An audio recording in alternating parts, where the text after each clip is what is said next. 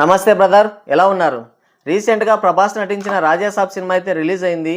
ఈ cinema premier స్టాకే బలమైన flop టాక్ని అయితే మూట కట్టుకుంది. ఈ సంక్రాంతి మొత్తం దగ్గర ఈ సినిమానే రూల్ చేస్తుంది. సంక్రాంతి సీజన్ని సంక్రాంతి దగ్గర బ్లాస్ట్ అవుతుంది. ఖచ్చితంగా ఈ సినిమాది హవా నడుస్తుంది అని ఎక్స్పెక్ట్ చేశారు.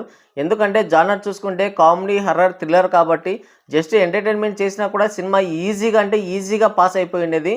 దానికి తోడు ప్రభాస్ పాన్ ఇండియన్ మార్కెట్ కూడా తోడై ఉండేది. ఆయన స్టార్డమ్ కూడా తోడై ఉంటే సినిమా రేంజ్ అనేది ఎక్కడికో వెళ్ళిపోయి ఉండేది. యునానిమస్గా ఈ సంక్రాంతి సీజన్ అయితే రూల్ చేసి ఉండేది. కానీ సినిమాలో ఇంకా దురదృష్టమో లేదంటే యాదృచ్ఛికమో తెలియదు, కానీ మళ్ళీ ఫ్లాప్ టాక్ని అయితే మూట కట్టుకుంది. మనం ఎక్స్పెక్ట్ చేసిన దానికి సినిమాలో ఉన్న కంటెంట్కి అసలు సంబంధం లేదు. అంటే మొదటి నుంచే ఈ సినిమా పైన హైప్స్ అండ్ హోప్స్ అయితే లేవనుకోండి. టీజర్ కానీ, ట్రైలర్ కానీ, సాంగ్స్ కానీ ఏవి చూసుకున్నా కూడా అంతగా మెప్పించలేకపోయాయి. ఎక్కడ కూడా ఈ సినిమా చూడాలన్న ఇంట్రెస్ట్ కానీ, ఈ సినిమా వస్తుందన్న విషయాన్ని కూడా ఎవరు పట్టించుకోవడం మానేశారు, ఒక ఫ్యాన్స్ తప్ప. ఫ్యాన్స్ కూడా చాలామంది దీనిపైన ఆశలు వదిలేసుకొని స్పిరిట్ పైన పడ్డారు. ఇదైతే వాస్తవం. కానీ ఆ తర్వాత ఈ ఇంటర్వ్యూస్లో కావచ్చు, ప్రీ రిలీజ్ ఈవెంట్లో కావచ్చు, ఈ మారుతి అంటే డైరెక్టర్ మారుతి కానీ, అలాగే ఆ ఎస్కేఎన్ ప్రొడ్యూసర్ ఎస్కేఎన్ కానీ, ఆ మిగతా హీరోయిన్స్ కానీ వాళ్ళు చేసిన అతి ఓవర్ యాక్షన్ చూసి ఇక కన్ఫామ్గా ఇది తట్టబుట్ట సర్దేసుకున్నట్టే అని ఎక్స్పెక్ట్ చేశారు. అయితే రాజాసాబ్ 2.0 ట్రైలర్ అయితే రిలీజ్ చేసిన తర్వాత ఎక్కడో చిన్న హోప్స్ అయితే పెరిగాయి. బాగుంటుందేమో సినిమా, ఇలాగే ఉంటే చాలు, ఇక ఈ రేంజ్లో ఉన్నా చాలు, సినిమా ఈజీగా పాస్ అయిపోతుంది అని అనుకున్నారు.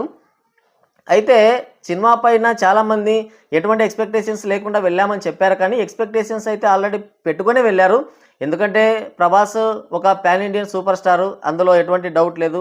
ఒక మీడియం రేంజ్ డైరెక్టర్కి ఒక మంచి ఛాన్స్ ఇచ్చాడు. పైగా అప్పటి వరకు ఏది కూడా అంతగా వర్కౌట్ కాలేదు. టీజర్, ట్రైలర్స్, సాంగ్స్ ఏది వర్కౌట్ కాలేదు. రాజాసాబ్ 2.0 ట్రైలర్ బాగా క్లిక్ అయింది. అందరూ కూడా పాజిటివ్గానే రెస్పాండ్ అయ్యారు. కాబట్టి ఇక సినిమాలో ఏదో స్టఫ్ ఉన్నట్టే ఉంది. జస్ట్ ఒక కామెడీ అండ్ హర్రర్ థ్రిల్లర్, ఒక 4 కామెడీ సీన్లు, ఒక 4 హర్రర్ సీన్లు ఉన్నా కూడా ఈజీగా పాస్ అయిపోతుంది. చాలే, ఇంకా ఎంటర్టైన్మెంట్ అయితే చాలే, ఎంటర్టైన్ అయితే చాలు అనుకున్నారు. బట్ సినిమా థియేటర్లోకి వెళ్ళిన తర్వాత అంతా రివర్స్లో అయింది. అసలు ఎక్కడ కూడా కామెడీ లేదు, ఎక్కడ హర్రర్ ఎలిమెంట్స్ లేవు. అసలు సినిమా అంతా స్లోగా ఉంటుంది. స్క్రీన్ ప్లే సరిగ్గా లేదు. అసలు చెప్పుకోవడానికి స్టోరీనే లేదు. 3 ఏళ్ళు టైం తీసుకున్నారు. 400 కోట్ల బడ్జెట్ పెట్టారు. ఎఫర్ట్స్ మాత్రం లేవు.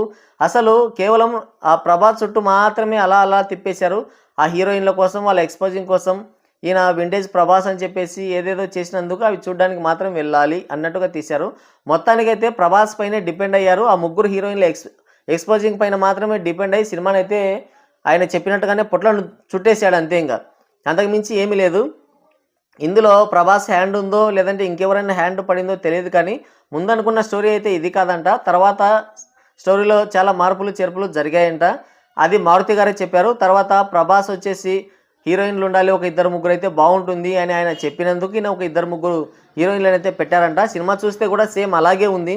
ఆ హీరోయిన్లకి, ఆ సినిమాకి దానికి ఎటువంటి సంబంధం లేదు. మొత్తానికైతే ఓవరాల్గా సినిమాకైతే ఫ్లాప్ టాక్ అయితే బలంగా స్ప్రెడ్ అయింది. స్ప్రెడ్ కావడం కాదు, నా బొంద కాదు, సినిమా ఉండడమే అలా ఉంది. అదే టాక్ బయటకు వచ్చింది అంతే. ఎవరు కూడా దీనిపైన మరీ సొంతంగా నెగిటివ్ టాక్ను స్ప్రెడ్ చేయడం కానీ, ఒక ప్రాపగండా క్రియేట్ చేయడం కానీ అలాంటివి ఏమీ లేవు. సినిమా ఎలా ఉందో సేమ్ అదే టాక్ అయితే బయటకు వచ్చింది. దానికి తోడు సినిమాకి టికెట్ రేట్స్ చాలా ఎక్కువగా పెట్టడం వల్ల ఇక అది కూడా బాగా దెబ్బేసింది. ఆ కోపం కూడా బాగా చూపించారు. ఒక్కొక్కరు 1000-1200 పెట్టి ఆయన పైన అభిమానంతో వెళ్ళిన తర్వాత సినిమాలో ఆ రేంజ్ కంటెంట్, కనీసం యావరేజ్ అన్న కంటెంట్ కూడా లేదు, బిలో యావరేజ్ కంటెంట్ కూడా లేదు, బిలో కంటెంట్ ఉంది, చాలా పూర్ కంటెంట్ ఉంది. దానివల్ల సినిమా పైన ఒక నెగిటివ్ ఒపీనియన్ అయితే వచ్చింది. అందులో కంటెంట్ సరిగ్గా లేదు. దానికి 1000-1200 టికెట్ పెట్టేసరికి అందరూ అవాక్ అయిపోయారు. చాలామంది అసహించుకున్నారు, చాలామంది ట్రోల్ చేశారు, కొంతమంది తిట్టుకున్నారు, ఇంకా చాలా జరిగాయిలే. మొత్తానికైతే సినిమాకైతే ఫ్లాప్ టాక్ వచ్చింది. అయితే ఈ సినిమా మనం నిన్ననే ఆల్రెడీ ప్రిడిక్ట్ చేసాము సినిమా డే 1 కలెక్షన్స్ గురించి. ఈ సినిమా 75-90 కోట్ల వరకు గ్రాస్ కలెక్షన్స్ రాబడుతుందని మనం కరెక్ట్గా గెస్ చేసాం. మనం గెస్ చేసినట్టుగానే ఈ సినిమాకి అదే రేంజ్ కలెక్షన్స్ వచ్చాయి. అయితే వాళ్ళు మూవీకి ఒక పోస్టర్ అయితే రిలీజ్ చేశారు. అఫీషియల్ డే 1 కలెక్షన్ పోస్టర్ అయితే రిలీజ్ చేశారు.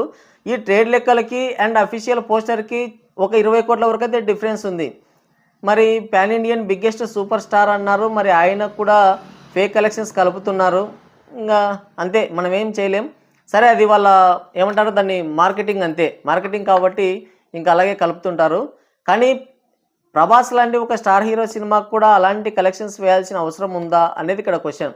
అంటే గతంలో చూసుకుంటే వాళ్ళతో ఇక గేమ్ చేంజర్ సినిమాకి 80 కోట్లు వస్తే 186 కోట్ల పోస్టర్ దించారు.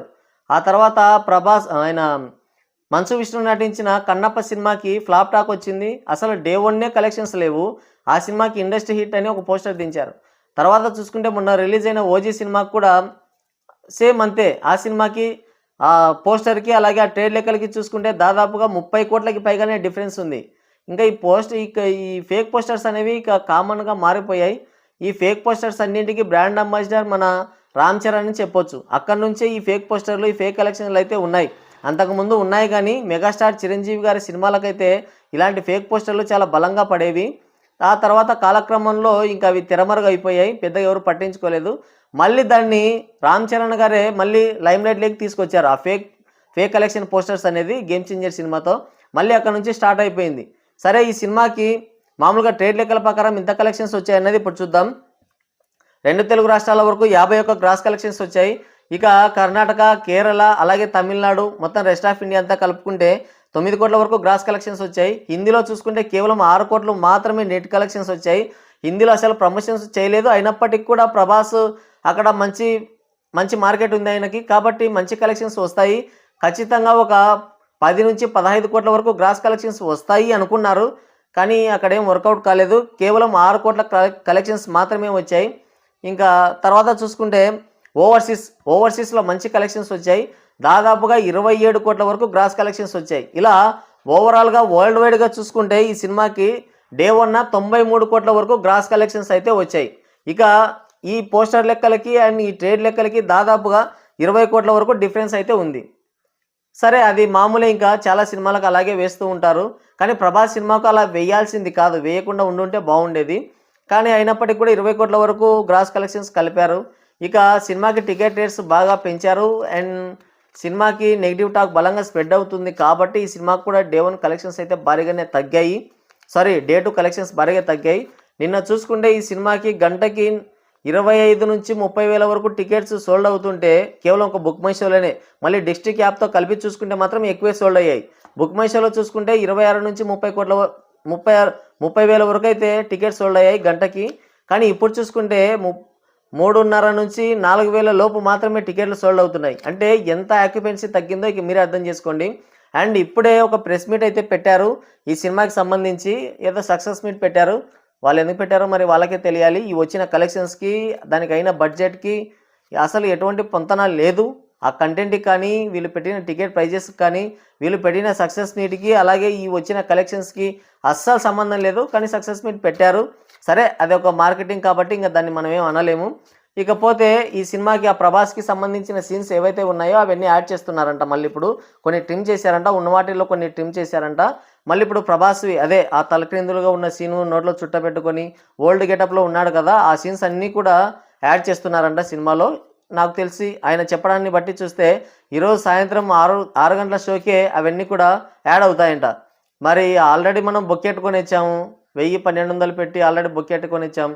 మనకు చూపించకుండా మళ్ళీ ఇప్పుడు ఉన్న వాళ్ళకైతే అవన్నీ కూడా యాడ్ చేస్తున్నారు. ఇది మార్కెటింగ్ అనాలా, లేదంటే ఇంకేమనాలి, మన రక్తాన్ని పిండేస్తున్నారని చెప్పాలా, ఇంకేం ఓటీటీ వరకు ఆగాల్సిందేనేమో. ఇక మనం ఎలాగో మళ్ళీ వెళ్ళలేము, ఆల్రెడీ బొక్కెట్టుకొని వచ్చాం కాబట్టి మళ్ళీ వెళ్ళడం అంటే అది అసాధ్యం. ఇక ఫ్యాన్స్ అయితే తప్పక వెళ్తారేమో, వెళ్ళొచ్చు. ఒకటి కలెక్షన్స్ వస్తాయని ఈ విధంగా చేశారో, లేదంటే మామూలుగా అక్కడ స్పేస్ ఉందా లేదా అనేది కూడా చూసుకోలేదు. మరి ఈ సీన్స్ అన్నీ ఎక్కడ యాడ్ చేస్తారో నాకు ఒక ఐడియా ఉంది.